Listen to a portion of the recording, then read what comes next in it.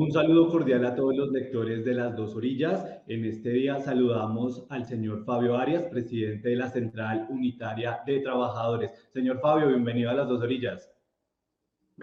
Bueno, muy amable por la invitación. Cordial saludo a toda la audiencia de Las Dos Orillas. Señor Fabio, iniciemos con esta conversación y quiero preguntarle cómo recibieron las centrales obreras el hundimiento de la consulta popular del gobierno de Colombia. Pues tiene dos expresiones. La primera es de rechazo total a una decisión de un Senado que está vinculado a los intereses oligárquicos y que no quiere por ningún motivo que haya una democracia participativa del pueblo. Eso lo rechazamos y no entendemos por qué, a pesar de ser un mecanismo institucional, constitucional y legal, pues ellos se hayan opuesto a esa situación. Obviamente que lo que está de por medio son los intereses políticos y económicos que ellos defienden. La oligarquía defiende es al gran empresariado, a las grandes corporaciones nacionales y extranjeros y obviamente al capital financiero.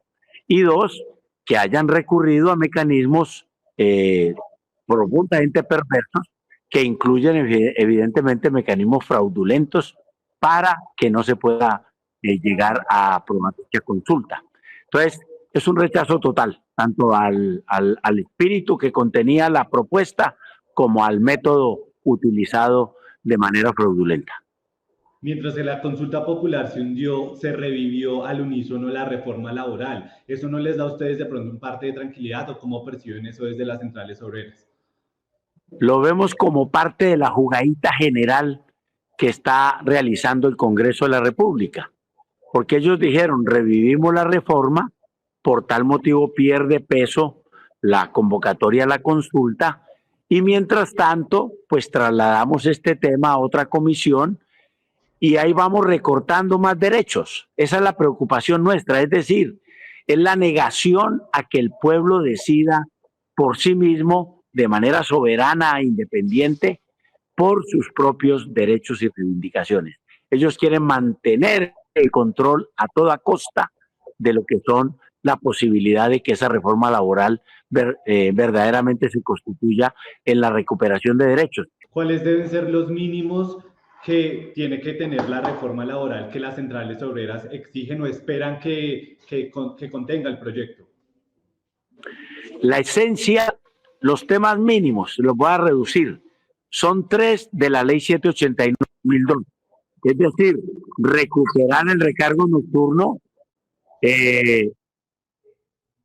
pagar completamente el dominical y festivo y recuperar el carácter laboral del contrato de aprendizaje. Eso está en la ley 789 y por tal motivo sería el mínimo que tendría que tener en la ley este tema.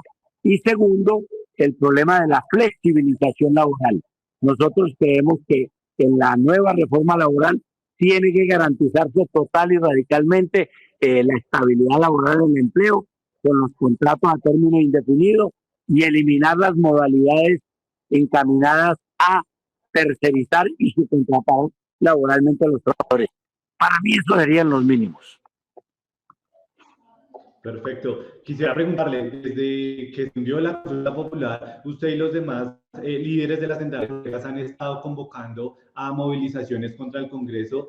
¿No sería mejor esperar cuál es el resultado de la reforma laboral antes de pronto convocar un estallido social y pues de pronto que hayan disturbios o ese tipo de situaciones que a veces no resultan tan bien, señor Fabio? Por ejemplo, revivir la reforma es una jugadita de ellos que obviamente los coloca dado la movilización social y popular que ha habido, porque más o menos dirán ellos, uy, la gente sí está indignada, pero hay que decirle al Congreso de la República y a esos sectores oligárquicos que están hundiendo la reforma, la gente está indignada también por haberle quitado la opción y la oportunidad de ser ella la que defina la suerte de la reforma laboral. Por tal motivo, nosotros no tenemos otro escenario distinto, sino la movilización social, el estallido social o el paro general para decirle a ese Congreso que no puede seguir abortando, que no puede seguir hundiendo las aspiraciones y las esperanzas de la ciudadanía en materia de sus derechos fundamentales, en esta oportunidad los del trabajo. Vimos que la votación casi que se hundió por el voto que faltó de la senadora Marta Peralta del pacto histórico. Digamos, hay varias versiones encontradas al respecto. ¿Ustedes creen que hace parte de ese complot que ustedes denuncian o cómo evalúan esa situación? Yo creo que hace parte de las jugaditas que hace el presidente del Senado, Efraín Cepeda, que es obviamente una persona que tiene mucha, pero mucha experiencia y obviamente que acude a todas esas jugaditas que desafortunadamente se acostumbran en el Congreso de la República para que sea asaltada una decisión democrática mayoritaria que en esta oportunidad estaba prácticamente considerada como tal. Entonces, está bien que el presidente vuelva y la presente, me parece muy bien, porque creo que hay los votos suficientes para eso. Vimos la Plaza de Bolívar llena de gente el 1 de mayo, lo que usted menciona el 18 de marzo. Aún así, el Congreso decidió no aprobar la consulta popular. ¿Qué va a pasar si el lunes ustedes salen a manifestarse, hay un estallido social y el Congreso nuevamente vuelve a negar la consulta popular? Bueno, seguiremos escalando cada vez posiciones mucho más fuertes que le hagan entender al Congreso que están profundamente equivocados, que esas movilizaciones y lo que pueda suceder de ahora en adelante tienen ellos a un alto nivel de responsabilidad. Nos está pasando lo mismo que en el estallido social de Iván Duque. Pensaron exactamente que la movilización que habíamos hecho en el 2019 y que había pasado con el tema de la pandemia, ya el pueblo había olvidado la precaria situación en que vivía y se inventaron entonces una reforma tributaria. Y ahora entonces pensarán que pueden ser más regresivos en las reformas que están desarrollándose en el Congreso y creo que en eso cometen un error nuevamente. El pueblo está en una condición distinta a la que antes estaba del estallido social y del paro nacional del 2019. Y eso lo tiene que entender la oligarquía, porque si no, no hubiera un gobierno como el de Gustavo Petro. Y obviamente que cada vez que ellos cometen estos desafíos y estas afrentas y estas provocaciones a la población, la gente se indigna cada vez más y entonces vamos a llegar a estadios más altos de esta confrontación entre el pueblo y la oligarquía. Y debo decirle, la Central Unitaria de Trabajadores y el sindicalismo en general va a estar del lado del pueblo. ¿Ustedes en estos 3 años de gobierno se sienten plenamente identificados con las políticas, normas y demás representados por el gobierno Petro? En lo fundamental sí, no faltarán algunas observaciones, pero lo central sí. En la política económica, en lo de la inflación, en lo del desempleo, en la política de salarios, tanto el salario mínimo como de los empleados del Estado, haya habido avances de parte de este gobierno que nosotros obviamente rescatamos y reconocemos. Fabio, quería preguntarle, ustedes fueron parte clave de la reforma laboral que construyó la entonces ministra de Trabajo, Gloria Inés Ramírez. Ella fue la artífice de ese proyecto que se debatió por tanto tiempo en el Congreso. Ahorita con el ministro Antonio Sanguino, ¿ustedes sienten ese mismo respaldo? ¿Sienten que él enarbola las causas del sindicalismo y de las centrales obreras? Por supuesto que sí, no tenemos ninguna observación respecto a eso. Lo hizo bien la ministra de Trabajo, Gloria Inés Ramírez, y lo está haciendo muy bien el ministro Sanguino. Aquí toca recordar que la primera propuesta que se hizo de reforma laboral y pensional la presentó el sindicalismo en la primera Conferencia Nacional de Trabajo, el 8 de septiembre del año 2022. Perfecto. Usted hace un momento mencionaba que los mínimos que iban a aceptar incluyen los recargos. Muchos empresarios están preocupados porque más que todos los de las pequeñas y medianas empresas que dicen que pues, se les va a ir su presupuesto. Ustedes como centrales obreras, ¿qué opinión tienen al respecto? Pues que ese es un cuento chino, para decirlo ahora que está de moda las relaciones con China.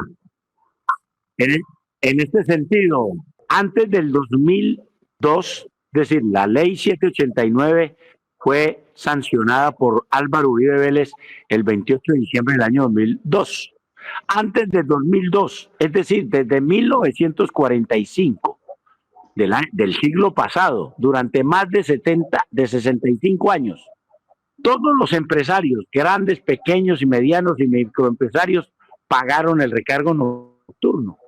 Y que yo sepa, pues habrá algunas empresas que no pudieron sobrevivir, pero no fue por culpa del recargo nocturno. Yo creo que ese es un cuento que se ha inventado hoy el empresario para tratar de soportar el mantenimiento de unos privilegios, porque no es sino eso, unos privilegios que obviamente han aumentado la gran desigualdad que hay en Colombia. Colombia tiene un título deshonroso y vergonzoso de estar entre los 3 primeros países más desiguales del planeta. Y la desigualdad es eso, que unos pocos tienen mucho y muchos no tenemos nada. Esa es la diferencia. Si la consulta popular se hubiese aprobado como se votó esta semana, hubiese sido, desde su perspectiva, hubiese sido un método para que el progresismo se reelija el siguiente año en las elecciones presidenciales. Pues es una oportunidad que nos dan es ellos, ¿sí? Es decir, en la lucha política en general, los errores del otro los capitaliza el contrario. Entonces, las castas oligárquicas no han hecho y no cometer errores en este gobierno, afortunadamente, y está bien que las posiciones democráticas, progresistas y populares, que evidentemente nosotros hemos venido empujando, pues se fortalezcan frente a los errores de eso. Y claro, eso tiene un componente político electoral. En las elecciones de 2022 va a ser muy difícil que estos señores que están hundiendo las reformas vayan a conseguir votos. Y nosotros nos encargaremos de decirle a la gente, al pueblo en general, que no voten más por ellos, que mire lo que están haciendo. Entonces, eso tiene, es evidente los riesgos de la lucha política y lo que está sucediendo es simple y llanamente que los errores que ellos cometen debemos capitalizarlos al máximo nosotros. Es decir, ustedes van ciegamente con el candidato que represente al oficialismo el otro año. Al oficialismo no, al proyecto político democrático progresista popular. Perfecto. La palabra oficialismo tiene otra connotación, pero bueno, digámoslo así simplemente. Perfecto, señor Fabio. Finalmente, le pido que use los micrófonos de las dos orillas para enviarle un mensaje al Congreso y lo que quiera decirles.